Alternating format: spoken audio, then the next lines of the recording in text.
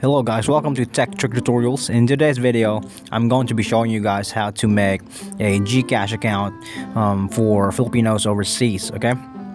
So, just go to Gcash registration, and just like the norm, we're going to be registering as usual. So we're going to be selecting the Gcash registration system here, and you're going to need still a valid Philippine ID. So the only thing that's changed here is this one, your country's number code. So depending on which country you're in, like for United States, it's not 639, it's 61.